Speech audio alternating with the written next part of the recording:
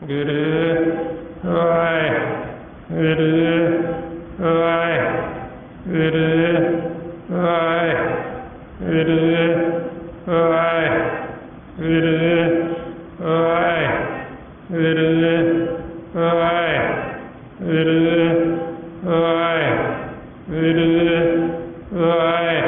ਵਾਹਿਗੁਰੂ ਵਾਹਿਗੁਰੂ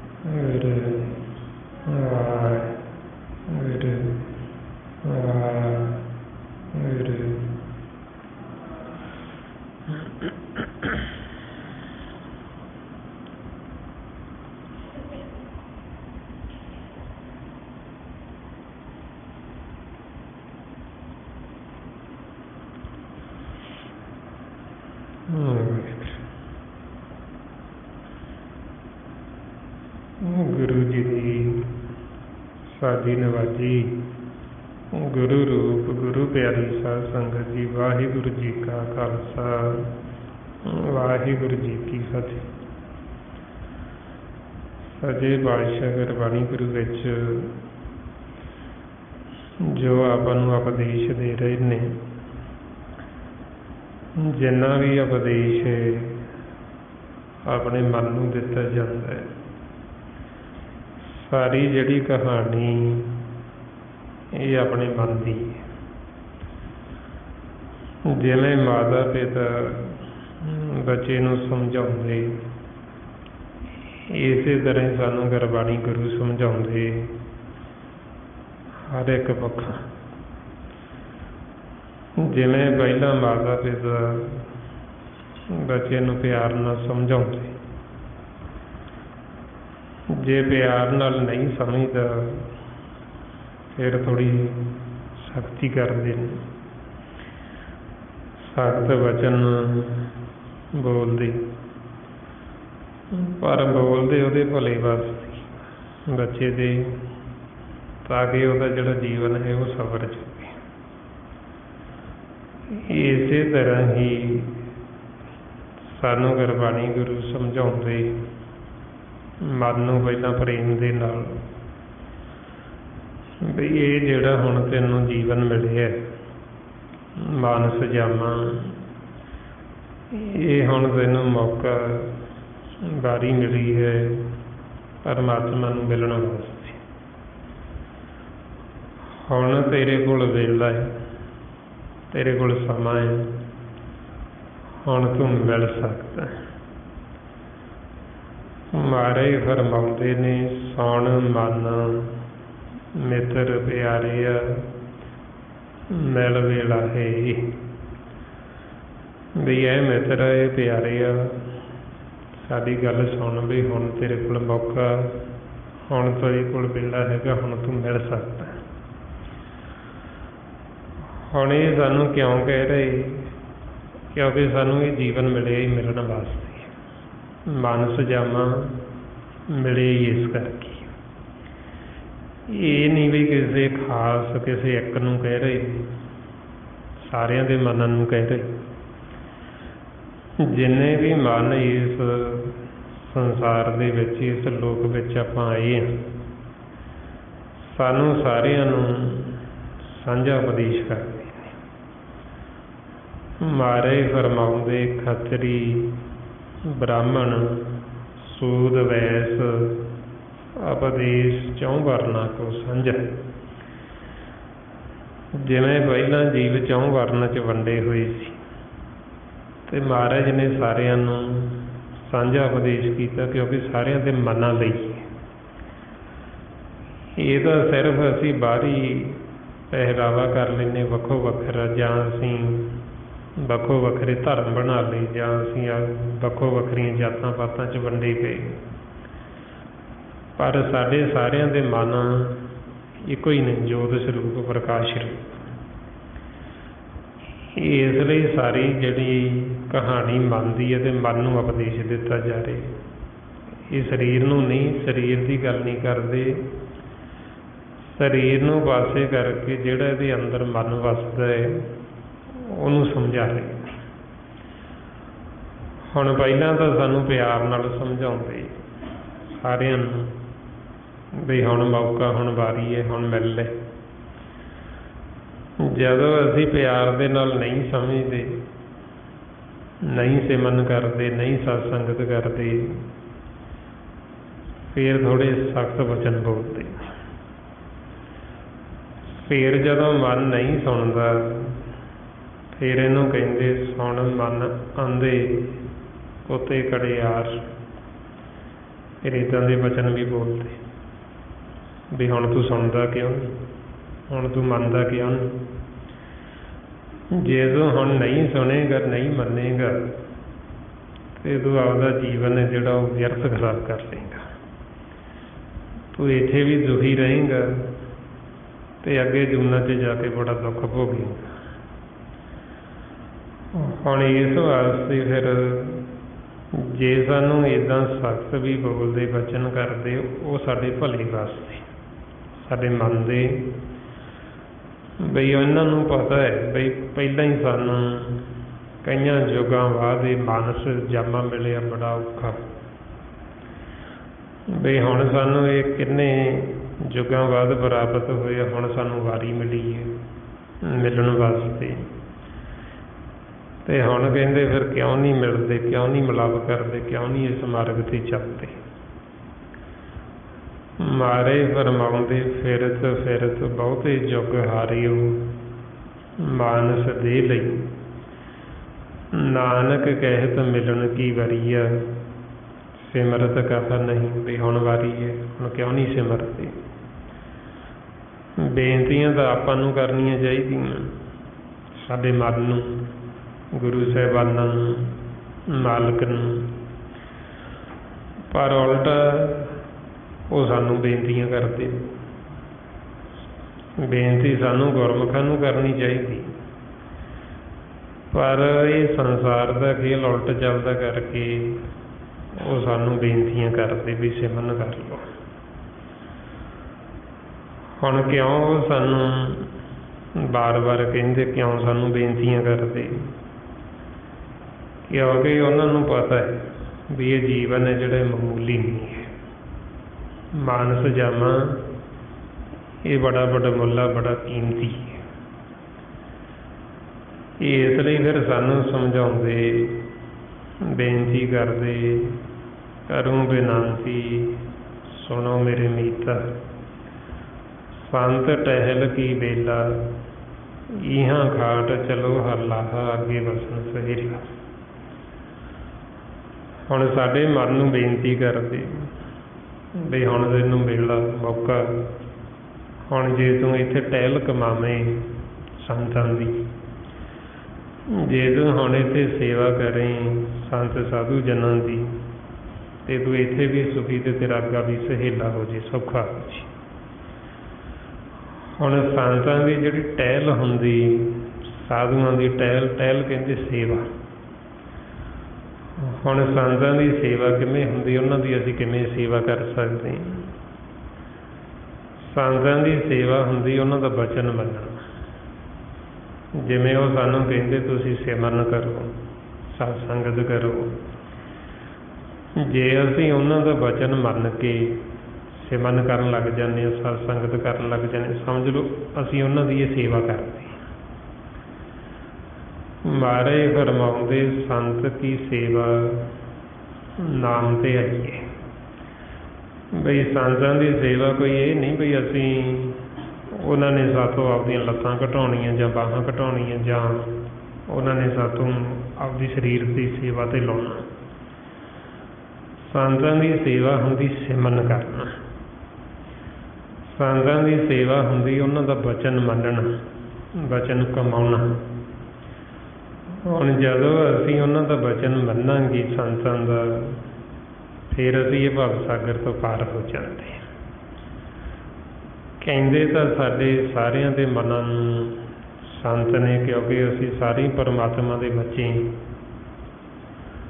ਸਾਡੇ ਸਾਰਿਆਂ ਦੇ ਮਨਾਂ ਨੂੰ ਸੰਤ ਕਹਿ ਕੇ ਫਿਰ ਸੰਬੋਧਨ ਕਰਦੇ ਵੀ ਸੰਤੋ, ਜੇ ਤੁਸੀਂ ਉਹਨਾਂ ਸੰਤਾਂ ਦਾ ਵਚਨ ਕਮਾਵੋ ਜਿਹੜੇ ਮਾਲਕ ਨੂੰ ਮਿਲ ਚੁੱਕੇ ਨੇ, ਜਿਹੜੇ ਆਪ ਭਗਤੀ ਕਰਦੇ, ਤੇ ਤੁਸੀਂ ਇਸ ਭਵ ਸਾਗਰ ਤੋਂ ਪਾਰ ਹੋ ਸਕਦੇ। ਮਹਾਰਾਜ ਫਰਮਾਉਂਦੇ ਸੰਤੋ ਸਾਗਰ ਪਾਰ ਉਤਰੀਏ, ਜੇ ਕੋ ਵਚਨ ਕਮਾਵੇ ਸੰਤਨ ਕਾ ਸੋ ਗੁਰ ਪ੍ਰਸਾਦੀ ਤਰੀਏ। ਕਿ ਜੇ ਅਸੀਂ ਉਹਨਾਂ ਦਾ ਵਚਨ ਕਮਾਈਏ, ਵਚਨ ਮੰਨੀਏ, ਤੇ ਫਿਰ ਅਸੀਂ ਤਰ ਸਕਦੇ ਹਾਂ। ਜਿਹੜਾ ਵੀ ਜੀਵ ਇਹ ਸੰਸਾਰ ਸਾਗਰ ਤੋਂ ਤਰਿਆ, ਭਵ ਸਾਗਰ ਤੋਂ, ਚਾਹੇ ਪੁਰਾਤਨ ਸਮੇਂ ਦੇ ਵਿੱਚ ਚਾਹੇ ਹੁਣ ਦੇ ਸਮੇਂ ਦੇ ਵਿੱਚ, ਉਹ ਤਰਿਆ ਸੰਤਾਂ ਦਾ ਸੰਗ ਕਰਕੇ, ਸਾਧੂਆਂ ਦਾ ਸੰਗ ਕਰਕੇ। ਫਿਰ ਹੀ ਅਸੀਂ ਤਰ ਸਕਦੇ ਹਾਂ, ਨਹੀਂ ਤਾਂ ਸਾਤੋਂ ਤਰਿਆ ਜਾਂਦਾ ਨਹੀਂ ਹੈ। ਮਹਾਰਾਜ ਫਰਮਾਉਂਦੇ ਜੋ ਜੋ ਤਰਿਓ ਪੁਰਾਤਨ ਨਵਤਨ, ਭਗਤ ਭਾਈ ਹਰ ਦੇਵਾ, ਨਾਨਕ ਕੀ ਬੇਨੰਤੀ ਪ੍ਰਭ ਜੀਓ, ਮਿਲੇ ਸੰਤ ਜਨ ਸੇਵਾ। ਸੰਤਾਂ ਦੀ ਸੇਵਾ ਕਰਕੇ ਫਿਰ ਮਿਲਿਆ ਜਾ ਸਕਦਾ। ਸੋ ਇਸ ਵਾਸਤੇ ਫਿਰ ਜਦੋਂ ਆਪਾਂ ਗੁਰਮੁਖਾਂ ਦਾ ਸੰਗ ਕਰਦੇ, ਸਤ ਸੰਗਤ ਕਰਦੇ ਹਾਂ, ਫਿਰ ਉਹ ਆਪਾਂ ਨੂੰ ਭੇਜ ਦਿੰਦੇ ਕਿ ਅਸੀਂ ਕਿਵੇਂ ਪਰਮਾਤਮਾ ਨੂੰ ਮਿਲ ਸਕਦੇ ਹਾਂ, ਸਾਡੇ ਜੀਵਨ ਦਾ ਅਸਲ ਮਕਸਦ ਕੀ ਹੈ, ਅਸੀਂ ਕੀ ਕਰਨ ਵਾਸਤੇ ਸੰਸਾਰ 'ਚ ਆਏ ਹਾਂ, ਸਾਨੂੰ ਇਹ ਜੀਵਨ ਹੈ ਜਿਹੜਾ ਕਾਹਦੇ ਵਾਸਤੇ ਮਿਲਿਆ। ਉਹ ਫਿਰ ਆਪਾਂ ਨੂੰ ਭੇਜ ਦਿੰਦੇ ਵੀ ਸਾਡੇ ਜੀਵਨ ਦਾ ਇੱਕੋ ਹੀ ਮਕਸਦ ਹੈ ਸਾਰਿਆਂ ਦਾ, ਪਰਮਾਤਮਾ ਨੂੰ ਮਿਲਣਾ। ਮਹਾਰਾਜ ਫਰਮਾਉਂਦੇ ਭਾਈ ਪ੍ਰਾਪਤ ਮਾਨੁਖ ਦੇ ਹੁਰੀਆ, ਗੋਬਿੰਦ ਮਿਲਣ ਕੀ ਇਹ ਤੇਰੀ ਵਰੀਆ। ਸਾਨੂੰ ਹੁਣ ਇਹ ਵਾਰੀ ਮਿਲੀ ਤੇ ਇਹੋ ਸਾਡਾ ਮਕਸਦ ਹੈ। ਸਾਡਾ ਇਹ ਮਕਸਦ ਪੂਰਾ ਹੁੰਦਾ ਹੀ ਉਦੋਂ ਜਦੋਂ ਅਸੀਂ ਪਰਮਾਤਮਾ ਨੂੰ ਮਿਲ ਲਈਏ। ਫਿਰ ਸਮਝੋ ਵੀ ਸਾਡਾ ਇੱਥੇ ਆਉਣਾ ਸੀ ਜਿਹੜਾ ਉਹ ਸਫਲ ਹੋ ਗਿਆ। ਜੋ ਆਪਾਂ ਨੂੰ ਰੋਜ਼ ਗੁਰੂ ਅਮਰਦਾਸ ਜੀ ਸਮਝਾਉਂਦੇ ਬਈ ਇਹ ਜੋ ਸਾਨੂੰ ਮਾਨਸ ਜਾਮਾ ਮਿਲਿਆ ਸੀ, ਇਸ ਮਾਨਸ ਜਾਮੇ ਦਾ ਜੋ ਸਾਡਾ ਮਨੋਰਥ ਸੀ ਇੱਥੇ ਆਉਣ ਦਾ, ਉਸ ਨੂੰ ਅਸੀਂ ਪੂਰਾ ਕਰ ਲਿਆ। ਪੂਰਾ ਕਦੋਂ ਹੋਇਆ? ਕਹਿੰਦੇ ਜਦੋਂ ਪਾਰ ਬ੍ਰਹਮ ਪਰਮਾਤਮਾ ਨਾਲ ਮਿਲਾਪ ਹੋ ਗਿਆ। ਤੇ ਆਪਾਂ ਨੂੰ ਸਤਿਗੁਰੂ ਸਮਝਾਉਂਦੇ ਆਨੰਦ ਸੁਣੋ ਬੜ ਭਾਗੀ ਹੋ, ਸਗਲ ਮਨੋਰਥ ਪੂਰੇ, ਪਾਰ ਬ੍ਰਹਮ ਪ੍ਰਪਾਇਆ, ਉਤਰੀ ਸਗਲ ਵਿਸੂਰੇ। ਬਈ ਉਹ ਕਹਿੰਦੇ ਸਾਡੇ ਜੀਵਨ ਦਾ ਜਿਹੜਾ ਮਕਸਦ ਸੀ ਉਸ ਨੂੰ ਅਸੀਂ ਪੂਰਾ ਕਰ ਲਿਆ, ਮਾਲਕ ਨਾਲ ਮਿਲਾਪ ਹੋ ਗਿਆ। ਤੇ ਆਪਾਂ ਨੂੰ ਸਮਝਾਉਂਦੇ ਵੀ ਆਪਾਂ ਨੂੰ ਵੀ ਜੀਵਨ ਮਿਲਿਆ, ਮਾਨਸ ਜਾਮਾ ਆਪਾਂ ਨੂੰ ਵੀ ਮਿਲ ਗਿਆ। ਜਿਹੜਾ ਮਕਸਦ ਉਹਨਾਂ ਦਾ ਸੀ ਉਹੀਓ ਆਪਣਾ ਦੱਸ ਰਹੇ ਵੀ ਤੁਹਾਨੂੰ ਵੀ ਇਸੇ ਕਰਕੇ ਮਿਲਿਆ, ਤੁਸੀਂ ਵੀ ਪਰਮਾਤਮਾ ਨਾਲ ਮਿਲਾਪ ਕਰੋ। ਹੁਣ ਮਿਲਾਪ ਫਿਰ ਅਸੀਂ ਕਿਵੇਂ ਕਰੀਏ, ਉਹਦਾ ਭੇਦ ਫਿਰ ਆਪਾਂ ਨੂੰ ਗੁਰਬਾਣੀ ਗੁਰੂ ਵਿੱਚ ਦਿੱਤਾ। ਕਿਵੇਂ ਅਸੀਂ ਪਰਮਾਤਮਾ ਤੋਂ ਵਿਛੜੇ, ਕਿਵੇਂ ਸਾਡਾ ਵਿਛੋੜਾ ਪਿਆ, ਕਿਵੇਂ ਅਸੀਂ ਵਾਪਸ ਫਿਰ ਮਿਲਾਪ ਕਰਨਾ। ਇਹ ਵਿਛੋੜੇ ਤੋਂ ਲੈ ਕੇ ਮਿਲਾਪ ਤੱਕ ਦੀ ਜੋ ਇਹ ਕਹਾਣੀ ਹੈ, ਇਸ ਨੂੰ ਕਹਿੰਦੇ ਅਕੱਥ ਕਹਾਣੀ, ਅਕੱਥ ਕਥਾ, ਪ੍ਰੇਮ ਕਥਾ। ਕਿ ਕਿਵੇਂ ਮਾਲਕ ਤੋਂ ਵਿਛੜੇ ਅਤੇ ਫਿਰ ਕਿਵੇਂ ਮਿਲਾਪ ਕੀਤਾ, ਰਸਤੇ ਵਿੱਚ ਕੀ ਕੀ ਰੁਕਾਵਟਾਂ ਆਈਆਂ, ਕੀ ਕੀ ਨਿਸ਼ਾਨੀਆਂ ਪ੍ਰਗਟ ਹੋਈਆਂ, ਉਹ ਸਾਰਾ ਫਿਰ ਗੁਰਬਾਣੀ ਗੁਰੂ ਵਿੱਚ ਆਪਾਂ ਨੂੰ ਦੱਸੀ ਜਾ ਰਹੇ ਨੇ। ਫਿਰ ਜਿਵੇਂ ਉਹਨਾਂ ਨੇ ਮਿਲਾਪ ਕੀਤਾ, ਨਾਲ ਉਹਨਾਂ ਦੇ ਜੋ ਸੰਗੀ ਸਾਥੀ ਬਣੇ, ਜਿਨ੍ਹਾਂ ਨੇ ਗਿਆਨ ਦਿੱਤਾ, ਉਹ ਫਿਰ ਨਾਲ ਸੰਤ ਸਾਧੂ ਜਨਾਂ ਦੀ ਵੀ ਉਸਤਤ ਕਰਦੇ ਬਈ ਅਸੀਂ ਪਰਮਾਤਮਾ ਨੂੰ ਫੇਰ ਹੀ ਮਿਲ ਸਕਦੇ ਹਾਂ ਜਦੋਂ ਸਾਨੂੰ ਕੋਈ ਮਿਲਿਆ ਹੋਇਆ ਮਿਲੇ। ਤਾਂ ਜਦ ਤੱਕ ਸਾਨੂੰ ਕੋਈ ਮਿਲਿਆ ਹੋਇਆ ਮਿਲਦਾ ਨਹੀਂ, ਉਹਨਾਂ ਸਮਾਂ ਅਸੀਂ ਇਸ ਮਾਰਗ 'ਤੇ ਚੱਲ ਹੀ ਨਹੀਂ ਸਕਦੇ। ਸੋ ਇਸ ਵਾਸਤੇ ਫਿਰ ਜਿਹੜੇ ਸੰਤ ਸਾਧੂ ਭਗਤ ਗੁਰਮੁਖ ਬ੍ਰਹਮ ਗਿਆਨੀ ਹੁੰਦੇ, ਗੁਰਸਿੱਖ, ਇਹ ਸਾਰੇ ਮਿਲੇ ਹੁੰਦੇ ਪਰਮਾਤਮਾ। ਸੋ ਜਦੋਂ ਫਿਰ ਆਪਾਂ ਨੂੰ ਕੋਈ ਮਿਲਿਆ ਹੋਇਆ ਮਿਲਦਾ ਹੈ, ਫਿਰ ਹੀ ਆਪਾਂ ਇਸ ਮਾਰਗ ਦੇ ਉੱਤੇ ਚੱਲਦੇ ਹਾਂ। ਇਸ ਵਾਸਤੇ ਫਿਰ ਉਹਨਾਂ ਦੀ ਵਡਿਆਈ ਕੀਤੀ, ਗੁਰਮੁਖਾਂ ਦੀ, ਸਾਧੂਆਂ ਦੀ, ਜਿਹੜੇ ਪਰਮਾਤਮਾ ਦੇ ਦਾਸ ਨੇ।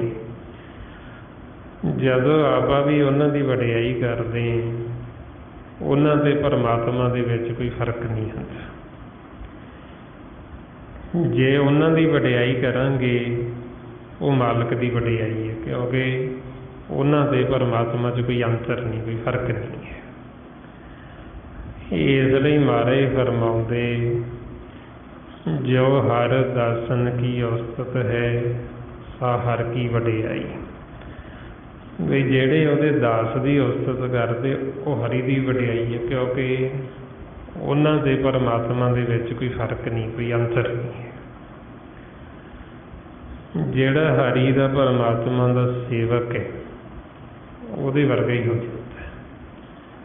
ਹਰ ਕਾ ਸੇਵਕ ਸੋ ਹਰ ਹੀ ਜੇਹਾ, ਭੇਦ ਨ ਜਾਣੋ ਮਾਨਸ ਦੇਹਾ। ਆਪਾਂ ਨੂੰ ਸਮਝਾਉਂਦੇ ਵੀ ਜਿਵੇਂ ਪਾਣੀ ਦੇ ਵਿੱਚੋਂ ਲਹਿਰ ਉੱਠਦੀ, ਤਰੰਗ ਉਹ ਵੱਖਰੀ ਦਿਸਦੀ, ਅਤੇ ਜਦੋਂ ਫਿਰ ਉਹ ਥੱਲੇ ਬੈਠ ਜਾਂਦੀ, ਉਹ ਫਿਰ ਪਾਣੀ ਦਾ ਹੀ ਰੂਪ ਹੋ ਜਾਂਦੀ। ਇਸੇ ਤਰ੍ਹਾਂ ਹੀ ਗੁਰੂ ਗੋਬਿੰਦ ਸਿੰਘ ਜੀ ਮਹਾਰਾਜ ਕਹਿੰਦੇ ਵੀ ਹਰੀ ਪਰਮਾਤਮਾ ਵਾਹਿਗੁਰੂ ਅਤੇ ਉਹਦਾ ਜਨ ਦੋਵੇਂ ਇੱਕ ਰੂਪ ਨੇ, ਉਹਨਾਂ 'ਚ ਕੋਈ ਫਰਕ ਨਹੀਂ ਹੈ। ਹਰ ਹਰ ਜਨ ਦੋਈ ਏਕ ਹੈ, ਬਿਬ ਵਿਚਾਰ ਕਿਛ ਨਾਹੀਂ, ਜਲ ਤੇ ਉਪਜੇ ਤਰੰਗ, ਜਿਉਂ ਜਲ ਹੀ ਵਿਖੇ ਸਮਾਹੀ। ਬਈ ਉਹ ਮਾਲਕ ਦਾ ਹੀ ਰੂਪ ਹੋ ਜਾਂਦੇ, ਜਿਹੜਾ ਪਰਮਾਤਮਾ ਨੂੰ ਮਿਲ ਗਿਆ ਉਹਦਾ ਹੀ ਰੂਪ ਹੋ ਜਾਂਦਾ। ਜਿਵੇਂ ਪਰਮਾਤਮਾ ਸਾਗਰ ਹੈ, ਬੂੰਦ ਸਾਗਰ 'ਚ ਮਿਲ ਗਈ ਅਤੇ ਉਹ ਸਾਗਰ ਦਾ ਹੀ ਰੂਪ ਹੋ ਗਈ। ਸੋ ਇਸੇ ਤਰ੍ਹਾਂ ਹੀ ਫਿਰ ਜਿਹੜੇ ਗੁਰਮੁਖ ਸੰਤ ਸਾਧੂ ਹੁੰਦੇ, ਉਹ ਮਾਲਕ ਨੂੰ ਮਿਲੇ ਹੁੰਦੇ, ਇਸ ਕਰਕੇ ਉਹਦਾ ਹੀ ਰੂਪ ਹੋ ਜਾਂਦੇ। ਸੋ ਫਿਰ ਉਹ ਆਪਾਂ ਨੂੰ ਪਰਮਾਤਮਾ ਨਿਰੰਕਾਰ ਦਾ ਭੇਤ ਦਿੰਦੇ। ਪਰਮਾਤਮਾ ਨੂੰ ਆਪਾਂ ਸਿੱਧਾ ਜਾਣ ਨਹੀਂ ਸਕਦੇ, ਕਿਉਂਕਿ ਉਹ ਅਦਿੱਖ ਸੂਖਮ। ਸੰਸਾਰ ਦੇ ਵਿੱਚ ਇਹ ਸਾਰਾ ਕੁਛ ਰੰਗਾਂ ਵਿੱਚ, ਇਹ ਜਿਹੜੀ ਮਾਇਆ ਦੇ ਰੰਗ ਨੇ, ਅਤੇ ਆਪ ਉਹ ਇਹਨਾਂ ਰੰਗਾਂ ਤੋਂ ਵੱਖਰਾ ਹੈ।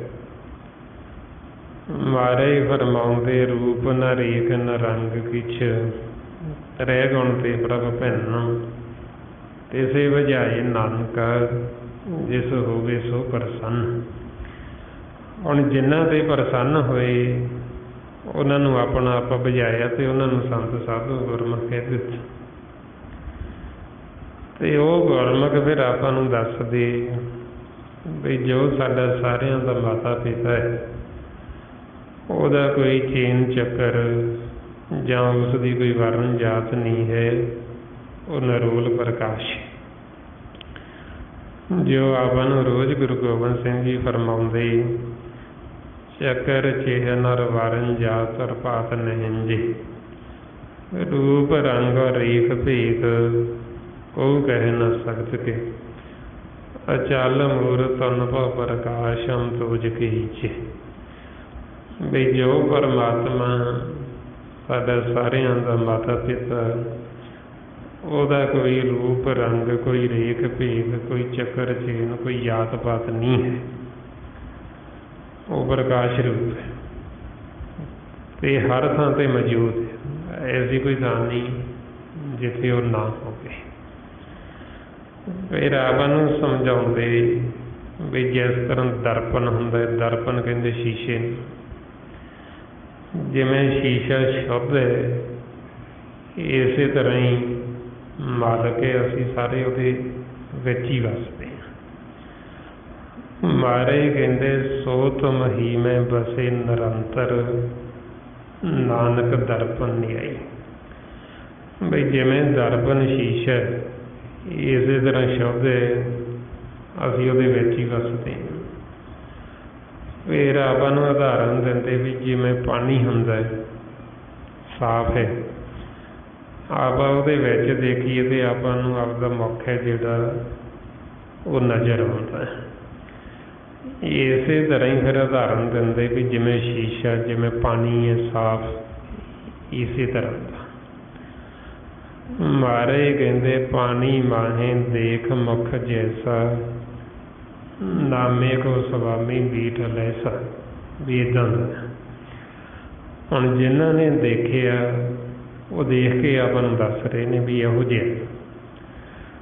ਸੋ ਇਸ ਵਾਸਤੇ ਫਿਰ ਜਦ ਤੱਕ ਆਪਾਂ ਨੂੰ ਉਹ ਜਿਨ੍ਹਾਂ ਨੇ ਦੇਖਿਆ ਉਹਨਾਂ ਦਾ ਮਿਲਾਪ ਨਹੀਂ ਹੁੰਦਾ ਤੇ ਆਪਾਂ ਨੂੰ ਪਤਾ ਨਹੀਂ ਲੱਗਦਾ ਵੀ ਕਿੱਦਾਂ ਦਾ, ਕਿੱਥੇ ਵੱਸਦਾ ਹੈ, ਇਹੋ ਜਿਹਾ। ਸੋ ਇਸ ਵਾਸਤੇ ਫਿਰ ਆਪਾਂ ਨੂੰ ਸਮਝਾਉਂਦੇ ਵੀ ਜਦੋਂ ਅਸੀਂ ਸੰਤਾਂ ਪਾਸ ਜਾਈਏ, ਸੰਤਾਂ ਦਾ ਸੰਗ ਕਰੀਏ ਤੇ ਫਿਰ ਅਸੀਂ ਸੰਤਾਂ ਤੋਂ ਇਹੋ ਪੁੱਛਣਾ ਹੁੰਦਾ ਵੀ ਸਾਨੂੰ ਦੱਸੋ ਸਾਡਾ ਮਾਤਾ ਪਿਤਾ ਕਿਹੋ ਜਿਹਾ, ਅਸੀਂ ਤੁਹਾਨੂੰ ਭੁੱਲ ਹੀ ਚੁੱਕੇ। ਸਾਨੂੰ ਉਹ ਕੀ ਉਪਦੇਸ਼ ਕਰ ਰਹੇ ਨੇ, ਸਾਨੂੰ ਕੀ ਸਮਝਾਉਣਾ ਚਾਹੁੰਦੇ ਨੇ, ਅਸੀਂ ਉਹਨਾਂ ਦੇ ਬੱਚੇ ਹਾਂ। ਵੀ ਜਿਵੇਂ ਮਾਤਾ ਪਿਤਾ ਬੱਚੇ ਨੂੰ ਕੁਝ ਤਾਂ ਕਹਿੰਦਾ ਹੀ ਹੈ ਨਾ, ਸਾਨੂੰ ਵੀ ਤਾਂ ਕੁਝ ਕਹਿੰਦਾ ਹੀ ਹੋਏਗਾ ਪਰਮਾਤਮਾ। ਸਾਨੂੰ ਕੀ ਕਹਿਣਾ ਚਾਹੁੰਦਾ ਹੈ, ਕੀ ਕਹਿ ਰਹੇ ਹੈ, ਸਾਨੂੰ ਉਹਦੇ ਬਾਰੇ ਦੱਸੋ ਕੁਝ। ਤੇ ਇਸ ਲਈ ਮਾਰੇ ਕਹਿੰਦੇ ਪੁੱਛੋ ਸੰਤੋ ਮੇਰਾ ਠਾਕਰ ਕੈਸਾ, ਇਉਂ ਰਾਪੋਂ ਦਿਓ ਸੰਦੇਸ਼ਾ। ਵੀ ਤੁਸੀਂ ਜੇ ਸੰਤ ਹੋ ਤੇ ਸਾਨੂੰ ਉਹਦਾ ਸੰਦੇਸ਼ਾ ਦਿਓ ਮਾਲਕ ਦਾ। ਹੁਣ ਜੇ ਤਾਂ ਉਹ ਸੰਤ ਹੈ ਫਿਰ ਤਾਂ ਉਹ ਸੰਦੇਸ਼ਾ ਦੇਵੇਗਾ, ਕਿਉਂਕਿ ਉਹਨੂੰ ਪਤਾ ਹੈ ਵੀ ਪਰਮਾਤਮਾ ਸਾਨੂੰ ਕੀ ਕਹਿ ਰਹੇ। ਜੇ ਉਹ ਸੰਤ ਹੀ ਨਹੀਂ ਤੇ ਉਹਨੂੰ ਆਪ ਨੂੰ ਹੀ ਨਹੀਂ ਪਤਾ ਵੀ ਸਾਨੂੰ ਪਰਮਾਤਮਾ ਕੀ ਕਹਿ ਰਹੇ, ਕੀ ਸਾਨੂੰ ਉਪਦੇਸ਼ ਦੇ ਰਹੇ ਹੈ, ਤੇ ਫਿਰ ਉਹ ਸਾਨੂੰ ਸੰਸਾਰ ਦੀਆਂ ਦੁਨਿਆਵੀ ਗੱਲਾਂ ਸੁਣਾਏਗਾ, ਫਿਰ ਉਹ ਸਾਨੂੰ ਇੱਧਰ ਉੱਧਰ ਦੀਆਂ ਸੁਣਾਈ ਜਾਏਗਾ, ਪਰ ਮਾਲਕ ਦਾ ਸੰਦੇਸ਼ਾ ਨਹੀਂ ਦੇਵੇਗਾ। ਸੋ ਇਸ ਵਾਸਤੇ ਫਿਰ ਆਪਾਂ ਨੂੰ ਸਮਝਾਉਂਦੇ ਵੀ ਗੁਰਮੁਖ ਸੰਸਾਰ ਦੇ ਵਿੱਚ ਜਦੋਂ ਆਉਂਦੇ, ਮਾਲਕ ਉਹਨਾਂ ਨੂੰ ਆਪਦਾ ਸੰਦੇਸ਼ਾ ਦੇਣ ਵਾਸਤੇ ਭੇਜਦਾ ਬਈ ਮੇਰੇ ਬੱਚੇ ਮੈਨੂੰ ਭੁੱਲ ਚੁੱਕੇ ਨੇ, ਤੁਸੀਂ ਜਾ ਕੇ ਉਹਨਾਂ ਨੂੰ ਮੇਰਾ ਸੰਦੇਸ਼ਾ ਸੁਣਾਓ, ਦੱਸੋ ਉਹਨਾਂ ਨੂੰ। ਇਸ ਵਾਸਤੇ ਫਿਰ ਉਹ ਗੁਰਮੁਖ ਜਦੋਂ ਸੰਸਾਰ 'ਚ ਆਉਂਦੇ, ਉਹ ਤਾਂ ਜਨਮ ਮਰਨ ਤੋਂ ਰਹਿਤ ਹੁੰਦੇ, ਮਾਲਕ ਦੇ ਭੇਜੇ ਹੀ ਆਉਂਦੇ ਨੇ। ਪਰ ਇੱਥੇ ਆ ਕੇ ਸਾਨੂੰ ਜੀਵਾਂ ਨੂੰ ਫਿਰ ਉਹ ਇਹ ਸੰਦੇਸ਼ਾ ਦੇ ਕੇ ਸਾਨੂੰ ਭਗਤੀ ਦਾ ਭੇਜ ਦਿੰਦੇ ਤੇ ਸਾਨੂੰ ਭਗਤੀ ਦੇ ਉੱਤੇ ਲਾਉਂਦੇ। ਇਹ ਫਿਰ ਸਾਡੇ ਉੱਤੇ ਉਹ ਜੀਵਾਂ ਦੇ ਪਰਉਪਕਾਰ ਕਰਦੇ, ਜਿਹੜਾ ਸਭ ਤੋਂ ਵੱਡਾ ਪਰਉਪਕਾਰ ਹੈ। ਇਹ ਤੋਂ ਵੱਡਾ ਪਰਉਪਕਾਰ ਹੋਰ ਕੋਈ ਹੋ ਨਹੀਂ ਸਕਦਾ। ਪਰਮਾਤਮਾ ਦਾ ਆ ਕੇ ਸੰਦੇਸ਼ਾ ਸੁਣਾਉਣਾ, ਸਾਨੂੰ ਭੁੱਲੇ ਹੋਏ ਜੀਵਾਂ ਨੂੰ ਸਿਮਰਨ ਦੇ ਉੱਤੇ ਲਾਉਣਾ, ਸਤ ਸੰਗਤ ਦੇ ਵਿੱਚ ਲਿਆ ਕੇ ਇਹ ਸਾਰੀ ਕਹਾਣੀ ਸਮਝਾਉਣੀ, ਇਹ ਤੋਂ ਵੱਡਾ ਕੋਈ ਪਰਉਪਕਾਰ ਨਹੀਂ ਹੈ। ਇਸ ਲਈ ਮਾਰੇ ਕਹਿੰਦੇ ਜਨਮ ਮਰਨ ਦੋਹੂ ਮੈਂ ਨਾਹੀਂ, ਜਨ ਪਰਉਪਕਾਰੀ ਆਏ। ਜੀ ਦਾਨ ਦੇ ਭਗਤੀ ਲਾਵਣ, ਹਰ ਸਿਉ ਲੈਣ ਮਲਾਈ। ਬਈ ਉਹ ਸਾਨੂੰ ਜੀਵਾਂ ਨੂੰ ਭਗਤੀ ਦਾ ਭੇਦ ਦੇ ਕੇ ਸਾਨੂੰ ਵਿਛੜਿਆ ਹੋਇਆਂ ਨੂੰ ਪਰਮਾਤਮਾ ਦੇ ਨਾਲ ਫਿਰ ਮਿਲਾ ਦਿੰਦੇ ਨੇ। ਇਸ ਵਾਸਤੇ ਫਿਰ ਉਹਨਾਂ ਗੁਰਮੁਖਾਂ ਦਾ ਹੋਣਾ ਮਹਾਰਾਜ ਗੁਰਬਾਣੀ 'ਚ ਧੰਨ ਕਹਿੰਦੇ ਨੇ। ਧੰਨ ਧੰਨ ਧੰਨ ਜਨ ਆਇਆ, ਜਿਸ ਪ੍ਰਸਾਦ ਸਭ ਜਗਤ ਰਾਇਆ। ਜਨ ਆਵਣ ਕਾ ਇਹ ਸੁਭਾਉ, ਜਨ ਕੇ ਸੰਗ ਚਿਤ ਆਵੀ ਨਾਉ। ਉਹਨਾਂ ਜਨਾਂ ਨੂੰ ਮਿਲ ਕੇ, ਗੁਰਮੁਖਾਂ ਨੂੰ ਮਿਲ ਕੇ ਸਾਨੂੰ ਮਾਲਕ ਚੇਤੇ ਹੁੰਦਾ, ਪਰਮਾਤਮਾ ਯਾਦ ਆਉਂਦਾ ਹੈ।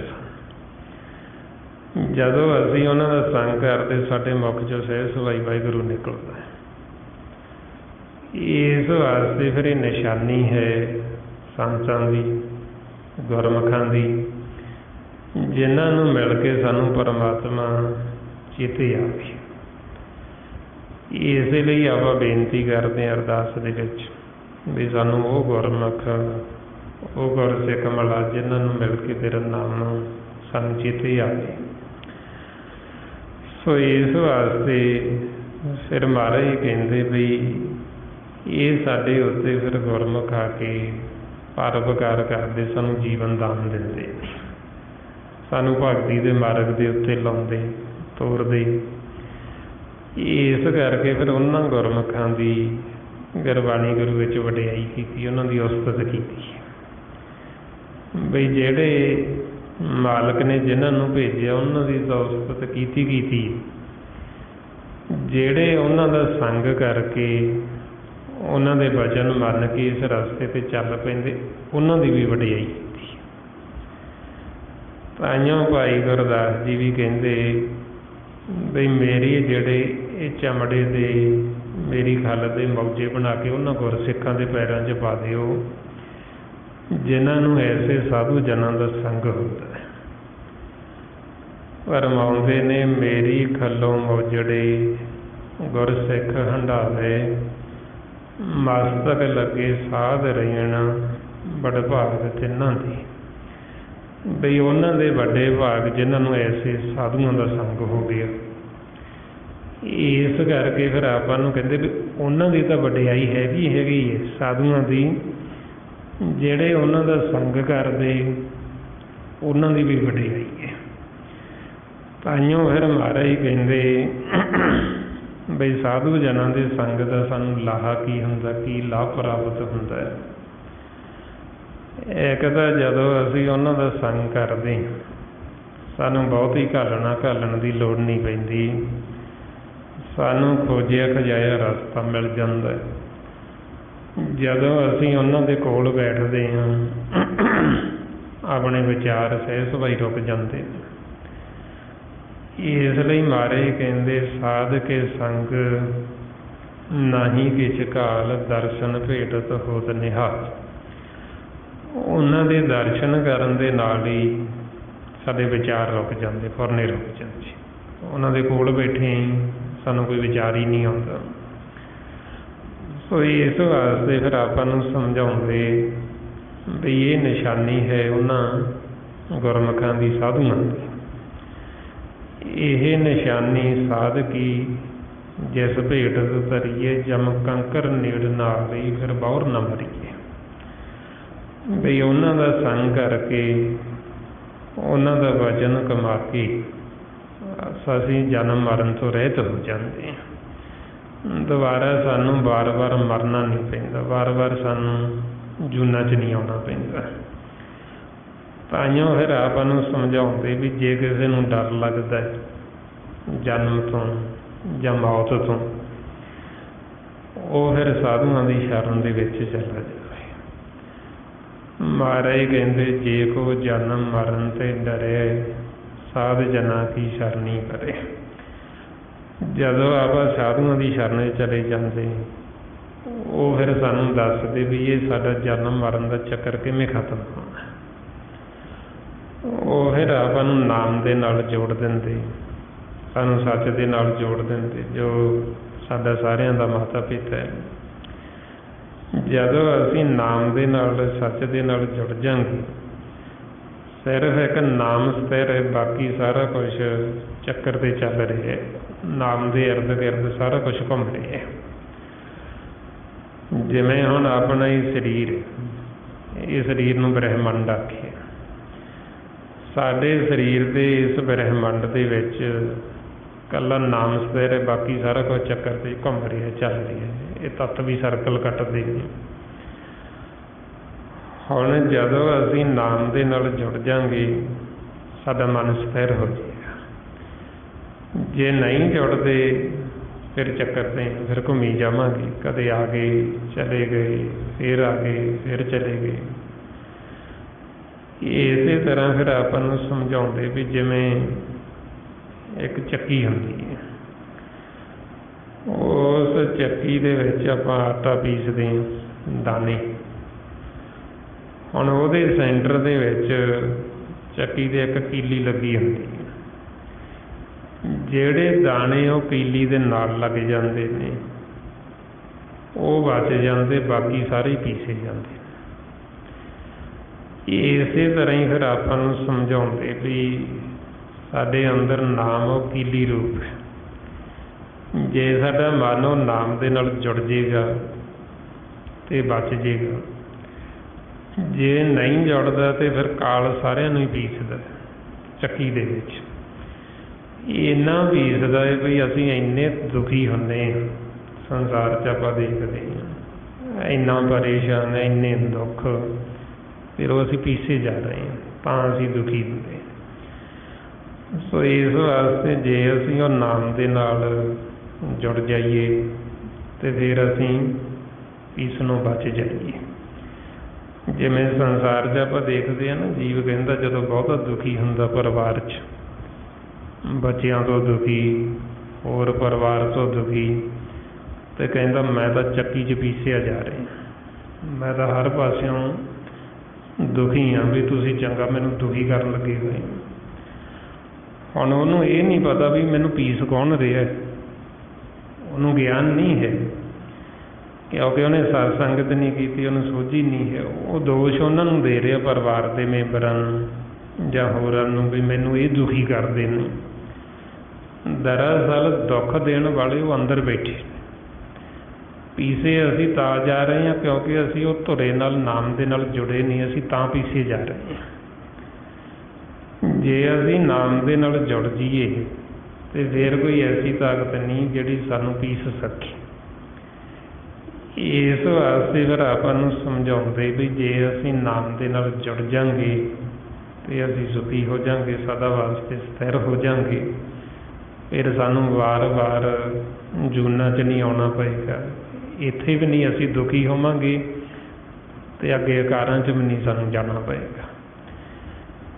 ਜੇ ਹੁਣ ਅਸੀਂ ਨਾਮ ਦੇ ਨਾਲ ਨਹੀਂ ਜੁੜਦੇ, ਅੱਗੇ ਤਾਂ ਦੁੱਖ ਹੈਗਾ ਹੀ ਹੈਗਾ। ਜਿਵੇਂ ਸੰਸਾਰ 'ਚ ਜੀਵ ਕਹਿੰਦਾ ਵੀ ਅੱਗਾ ਕਿਹੜਾ ਕਿਸੇ ਨੇ ਦੇਖਿਆ ਜੀ, ਵੀ ਸਾਰਾ ਕੁਝ ਇੱਥੇ ਹੀ ਹੈ। ਮਨਮੁਖਤਾ ਇੱਦਾਂ ਹੀ ਕਹਿੰਦਾ ਹੈ ਵੀ ਇੱਥੇ ਹੀ ਹੈ ਜੀ, ਨਰਕ ਸਵਰਗ ਇੱਥੇ ਹੀ ਭੋਗਦਾ ਜੀ।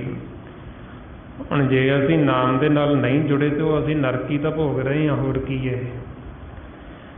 ਜਿਹਨੂੰ ਸੰਸਾਰ ਦੇ ਵਿੱਚ ਜੀਵਨ ਜੀਵ ਕਹਿੰਦਾ ਹੈ ਵੀ ਇਹ ਮੇਰਾ ਜੀਵਨ, ਇਹ ਕੋਈ ਜੀਵਨ ਨਹੀਂ ਹੈ। ਜੀਵਨ ਦਾ ਸਾਡਾ ਫੇਰ ਬਣਦਾ ਹੈ ਜਦੋਂ ਅਸੀਂ ਇਹ ਪਰਮਾਤਮਾ ਨੂੰ ਮਿਲਾਪ ਦੇ ਰਸਤੇ 'ਤੇ ਚੱਲਦੇ ਹਾਂ। ਜਦੋਂ ਅਸੀਂ ਐਸੇ ਗੁਰਮੁਖਾਂ ਦਾ, ਸੰਤ ਸਾਧੂ ਜਨਾਂ ਦਾ ਸੰਗ ਕਰਦੇ ਹਾਂ, ਸਤ ਸੰਗਤ ਕਰਦੇ ਹਾਂ, ਫਿਰ ਸਾਡਾ ਜੀਵਨ ਬਣਦਾ ਹੈ। ਨਹੀਂ ਤਾਂ ਉਹ ਜੀਵਨ ਨਹੀਂ ਹੈ ਕੋਈ, ਉਹ ਤਾਂ ਅਸੀਂ ਪੀਸੇ ਜਾ ਰਹੇ ਹਾਂ, ਦੁਖੀ ਹਾਂ, ਦੁੱਖ ਹੀ ਦੁੱਖ ਹੈ ਉਹਦੇ ਵਿੱਚ। ਇਸ ਵਾਸਤੇ ਫਿਰ ਸਾਨੂੰ ਸਮਝਾਉਂਦੇ ਵੀ ਸਾਡਾ ਜੀਵਨ ਅਸਲ ਦੇ ਵਿੱਚ ਕਦੋਂ ਗਿਣਿਆ ਜਾਂਦਾ, ਕਦੋਂ ਗੁਰਬਾਣੀ ਗੁਰੂ ਕਹਿੰਦੇ ਵੀ ਹੁਣ ਇਹਨਾਂ ਦਾ ਜੀਵਨ ਨੇ। ਜਦੋਂ ਆਪਾਂ ਸਤ ਸੰਗਤ ਕਰਦੇ ਹਾਂ, ਸਿਮਰਨ ਕਰਦੇ ਹਾਂ, ਫਿਰ ਆਪਾਂ ਗੁਰੂ ਦੀ ਸ਼ਰਨ 'ਚ ਜਾਂਦੇ ਹਾਂ। ਗੁਰੂ ਸਾਡਾ ਭਰਮ ਦਾ ਪਰਦਾ ਪਾਸੇ ਕਰਕੇ ਸਾਨੂੰ ਪਰਮਾਤਮਾ ਨੂੰ ਸਾਹਮਣੇ ਦਿਖਾ ਦਿੰਦਾ ਹੈ। ਜਦੋਂ ਆਪਾਂ ਗੁਰੂ ਵਾਲੇ ਬਣ ਕੇ ਮਾਲਕ ਦੇ ਸਨਮੁਖ ਹੋ ਜਾਂਦੇ ਹਾਂ, ਉਸ ਦਿਨ ਤੋਂ ਸਾਡਾ ਜੀਵਨ ਗਿਣਿਆ ਜਾਂਦਾ, ਉਹ ਸਾਡਾ ਗਿਣਤੀ 'ਚ ਆਉਂਦਾ।